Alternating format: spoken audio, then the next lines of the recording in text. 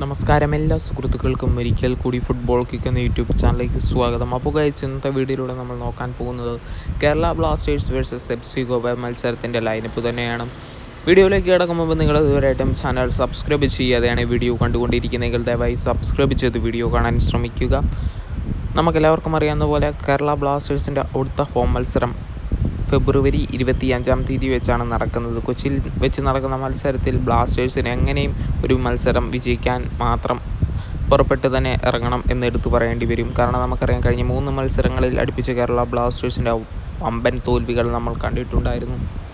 ആദ്യം തന്നെ Kerala Blasters versus FC. Goa മത്സരത്തിൽ ഇതുവരെ ഏറ്റുമുട്ടിയപ്പോൾ എത്ര തവണ കേരള ബ്ലാസ്റ്റേഴ്സ് വിജയിച്ചിട്ടുണ്ട് എന്ന് നോക്കാം. കേരള ബ്ലാസ്റ്റേഴ്സും എഫ്.സി. ഗോവയും 19 മത്സരങ്ങളാണ് ഇതുവരെ കളിച്ചിട്ടുള്ളത്. അതിൽ 4 മത്സരങ്ങൾ മാത്രമാണ് എഫ്.സി. ഗോവയ്ക്കെതിരെ കേരള ബ്ലാസ്റ്റേഴ്സിന് വിജയിക്കാൻ സാധിച്ചിരിക്കുന്നത്. എന്നാൽ എഫ്.സി. ഗോവ നോക്കുകയാണെങ്കിൽ 19 മത്സരങ്ങൾ കളിച്ചപ്പോൾ 11 മത്സരങ്ങളും കേരള ബ്ലാസ്റ്റേഴ്സിനെതിരെ എഫ്.സി. ഗോവയ്ക്ക് വിജയം കരസ്ഥമാക്കാൻ സാധിച്ചിട്ടുണ്ട്. കരുത്തരായ എഫ്.സി. ഗോവയുടെ വിളയാട്ടം തന്നെയാണ് നമുക്ക് ഈ ഹെഡ് ടു ഹെഡ് സ്റ്റാറ്റിലൂടെ മനസ്സിലാക്കാൻ സാധിച്ചിരിക്കുന്നത്. 11 മത്സരങ്ങൾ കേരള ബ്ലാസ്റ്റേഴ്സ് എഫ്.സി. ഗോവയോട് തോറ്റപ്പോൾ 4 മത്സരങ്ങൾ മാത്രമാണ് എഫ്.സി. ഗോവ ബ്ലാസ്റ്റേഴ്സിനോട് തോറ്റിരിക്കുന്നത്. 4 മത്സരങ്ങൾ സമനിലയിലും അവസാനിച്ചിട്ടുണ്ട്. 27 ഗോളുകൾ ബ്ലാസ്റ്റേഴ്സ് എഫ്.സി. ഗോവയുടെ ഗോൾ പോസ്റ്റിലേക്ക് അടിച്ചെങ്കിൽ 45 ഗോളുകളാണ് എഫ്.സി. ഗോവ കേരള ബ്ലാസ്റ്റേഴ്സിൻ്റെ ഗോൾ പോസ്റ്റിലേക്ക് അടിച്ചു കൂട്ടിയിരിക്കുന്നത്. മികച്ച സ്റ്റാറ്റ് തന്നെയാണ് നമുക്ക് കാണാൻ സാധിച്ചിരിക്കുന്നത്.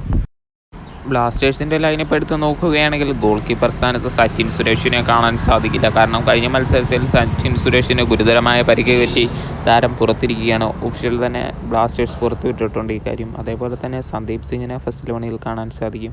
മാർക്കോ ലെസ്കോവിച്ചിനും പരിക്ക് പറ്റി പുറത്തു പോയത് കണ്ടിട്ടുണ്ടായിരുന്നു. അതുകൊണ്ട് തന്നെ മാർക്കോ ലെസ്കോവിച്ചും ആ മത്സരത്തിൽ കാണില്ല. എന്തായാലും മാർക്കോ ലെസ്കോവിച്ചിന് പകരം ഓർമിപ്പാൻ റോയ്വാനെ കളിപ്പിക്കാൻ സാധ്യതയുണ്ട്. അതേപോലെ തന്നെ മിലോസ് നവോച്ച സിംഗ്, ജിക്സൺ സിംഗ്, ഡാനിഷ് ഫാറൂഖ്, ഐമൻ, ഡൈസൂക്കി, ഫെഡർ, അതേപോലെ തന്നെ ഇഷാൻ പണ്ഡിതയുടെ സ്ഥാനത്ത് ഫസ്റ്റ് 11 ഡിമിട്രിയോസിനെ കാണാൻ സാധിക്കുമെന്നാണ് നമുക്കറിയാൻ സാധിച്ചിരിക്കുന്നത്.